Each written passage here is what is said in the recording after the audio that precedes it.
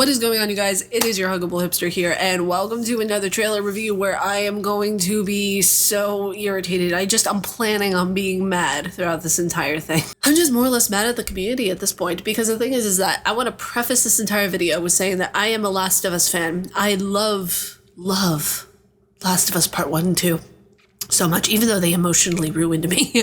So today we are going to be going into this trailer. This originally was not the video I had planned for today. I had planned a psychologically gaming video, but that will be for a double upload on Monday. So yeah, let's get into this. Let's see what this trailer is about. I have so many thoughts. So it's a 10-minute long thing, which, by the way, Sony doesn't usually drop their trailers out of nowhere like this. It's usually like on a Tuesday or a Thursday at, 9 o'clock in the morning. Like, okay. But I digress. Let us watch the video.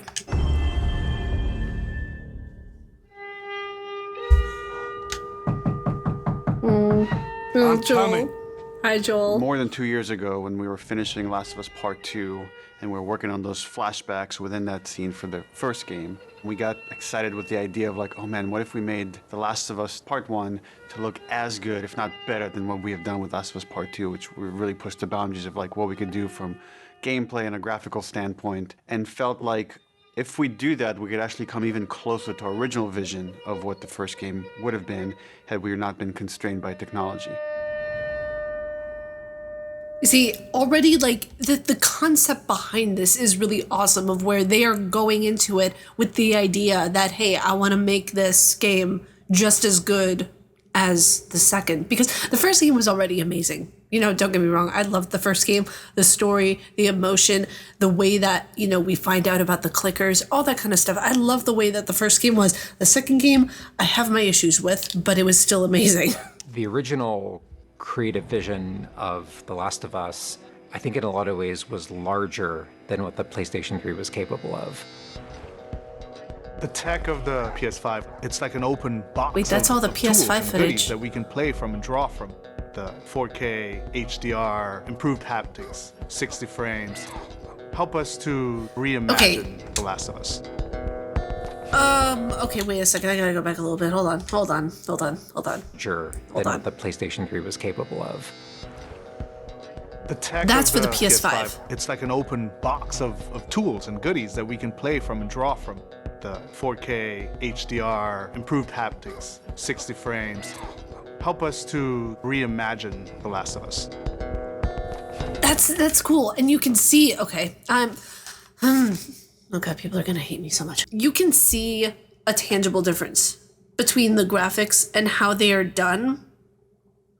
But does this really justify it being $70? Does this justify it being $70? People tell me, yeah, Ariel, it's a remake. It's actually a remake. It's not a remaster. I know. I'm saying remaster basically to be petty. Okay, I apologize. But seriously, it is not, for me, as a Last of Us fan, this is not worth the $70. I'm going to watch the entire video, but I'm already, oh God. Okay. It gave us opportunities to rebuild our characters at the highest fidelity. Not only are the characters more detailed, I mean down to the that is a nice change. That is a really nice change there. Of the characters. Aside from that, the facial animation is just way more believable. Like all the nuances, all the little subtle reactions, glances, glares, right? Like you get that's all just of so beautiful. Almost closer to some of the original performances. So no matter what, you stick to me like glue. I love those two characters so much. They were my favorites. We are able now to, the way that their interaction was, like, it was so believable in the game. You guys saw my playthrough of it. Like, I loved those two characters so much. It made me have such mixed emotions.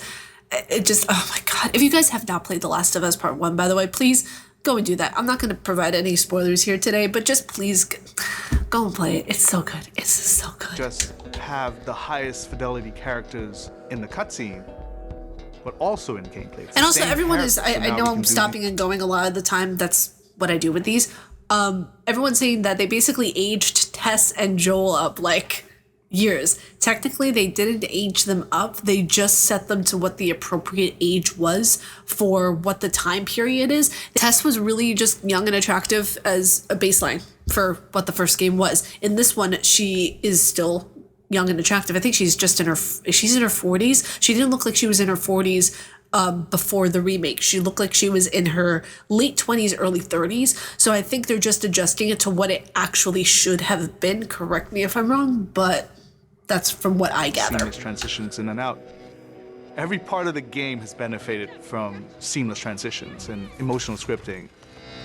It still gets me on edge whenever I see it. Our stories See, happen. okay, wait a sec.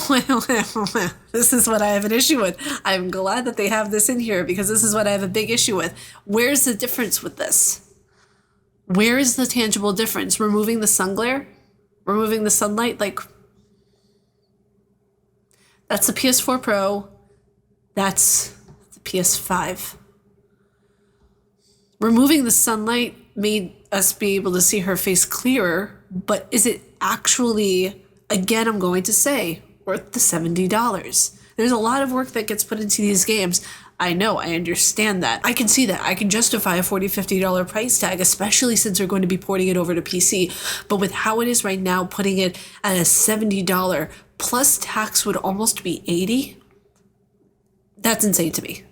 Like Ghost of Tsushima, I believe that was a $25 upgrade. For other ones, you have between 15 to 30 upgrades for like different gens and everything like that. But $70 for this, at that point, it's just a cash grab. You can still love a game and criticize it. On a stick. She knew my mom. All this stuff is The lighting is designed different in to that keep one, but you that's about it. Constantly in this world. Riley, come here. Now you got this. Go. I loved that so much. Oh my god, I remember that.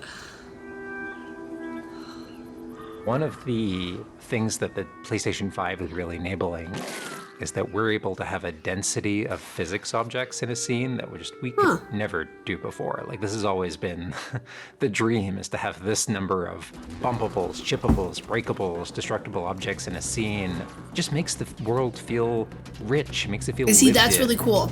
That's a lot more immersive because when you're going into a game, being it as interactive as possible, breaking things, interacting with the world and, you know, notes and papers and moving things around. That's the dream.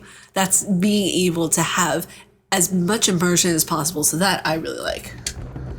Materials can have the properties that you'd expect. The turret truck That's really cool. in Pittsburgh, when it's firing at you and it's just ripping apart the concrete and sending objects flying left and right. Seeing things break. Like there's fear. There's a real fear that it invokes. Oh my god, It's giving us a remember much that? more dynamic range of gameplay to play with. Around him!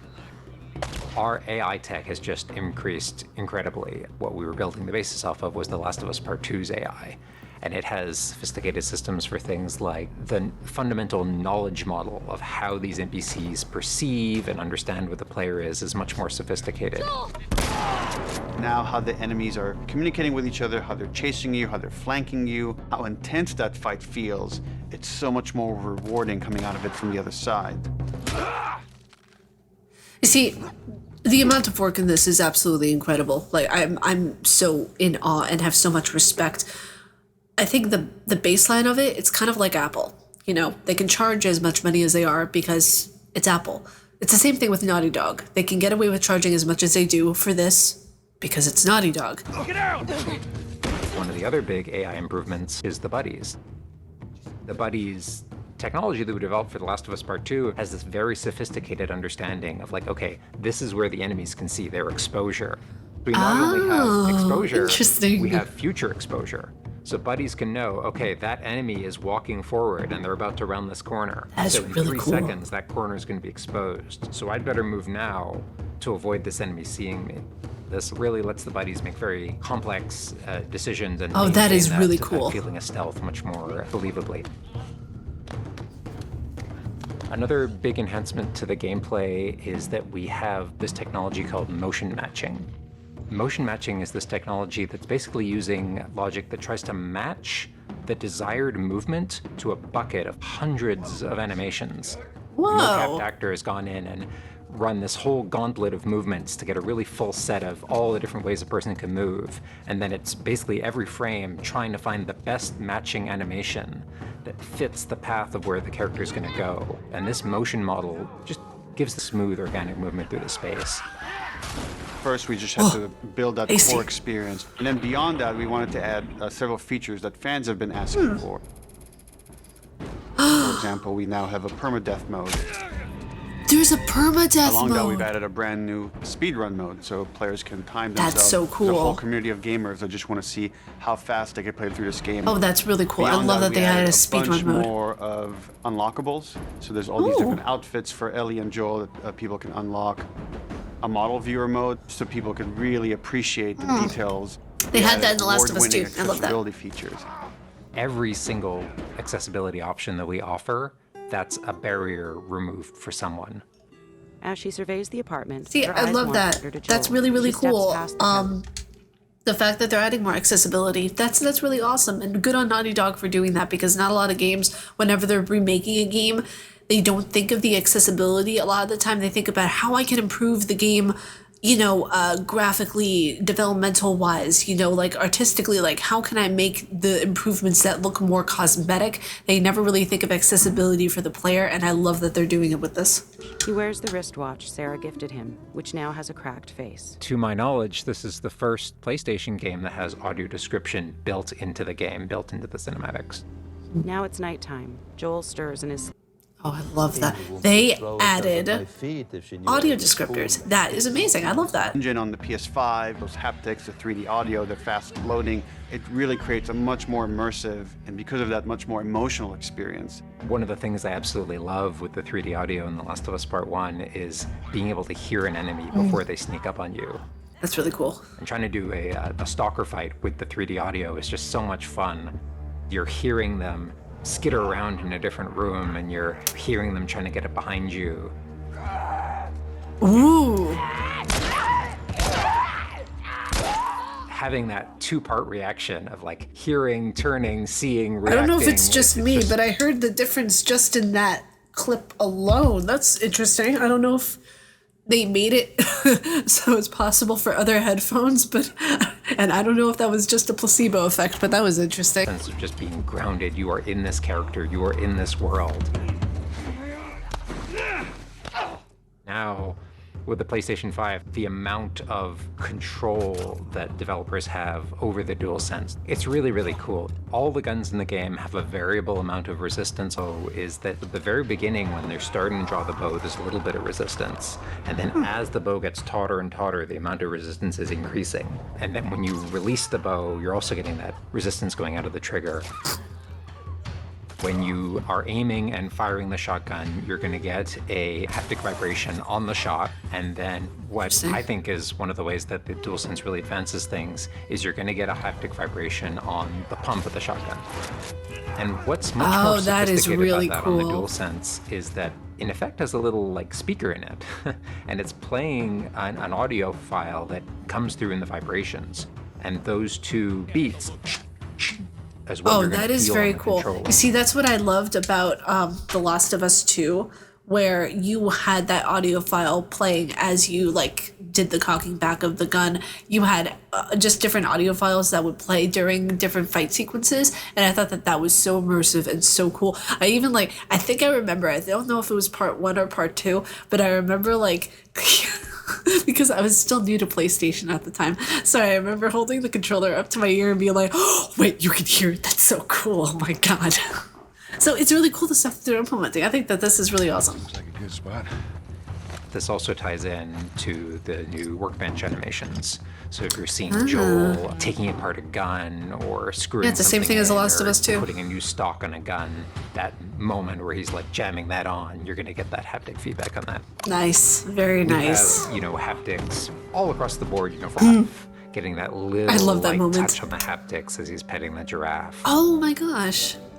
To me, that's the essence of The Last of Us. It's the high tension moments, it's the low tension moments, it's all of it feeling grounded. You're feeling immersed in this world. It's all about bringing you along with that story in as many ways as we can. And that's what the new technology on the PlayStation 5 is allowing.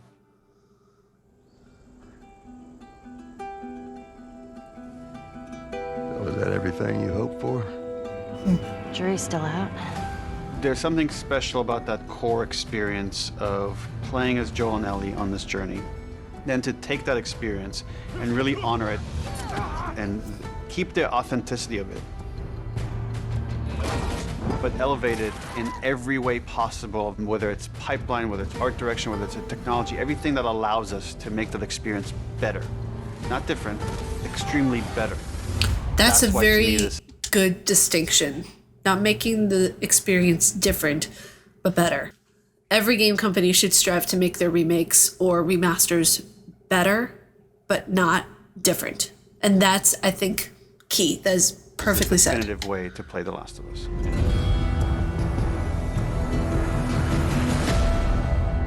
Oh god, that part was just so emotional. I remember that. Oh, my feels. I was bawling like a baby, and when I played them back to back, I should not have done that. I should not have done that to myself. So that was really interesting. I liked getting to see that. I really enjoyed seeing how everything was brought together, because, you know, seeing stuff like this, seeing director stuff like this, I think it's really awesome to see a behind the scenes of the progress of it. My opinion still stands, though. Even though I've seen this, my opinion still stands of the fact that it shouldn't be nowhere near $70. Like, for a game that is a remake, like, this game was out as a remaster already. And the fact that it's already being remade, I feel like it's a little bit too soon. I feel like a remake, like what qualifies for a remake is Uncharted. The first game, that one definitely needs a remake. The boat mechanics, the graphics, the way that you have certain feedback from different characters, you know, the different kind of sensory options of where you are like a character is able to sense you. Like, you can literally just go up and kill any character that you want, and they don't sense you really until it's too late. Silent Hill, that needs a remake desperately. I mean, from 1999 to now, that is definitely remake worthy. And the thing is that the reason I'm so critical of it is because I really love this game. I love both games so much. And to see that it's being remade, I don't know if they're going to be changing parts of the story. By what Neil Druckmann said at the very end, by not making it different, but making it better, I feel like they're only changing graphical qualities. They're only changing, you know, controller options, more accessibility things. So I don't think the story is going to change. That's what I've been hearing a lot about on Twitter. Other than that, you know, I don't think it should be $70. Like, it should be nowhere near $70. If I feel like the price point is warranted, I will buy it at full price. If not, I'm just going to wait till it goes on sale. It's that simple. So yeah, I mean, this was a very interesting video to film. I hope you guys enjoyed it. And if you don't like my face and what I do, please be sure to subscribe and hit the bell down below. I make videos every Monday, Wednesday, and Friday. Again, this was a very last minute video, and there will be a double upload on Monday because I fully planned on doing a psychologically gaming today. But yeah, again, hope you guys enjoyed this video, and stay casually nerdy. I'll see you all in the next video. Bye, you guys.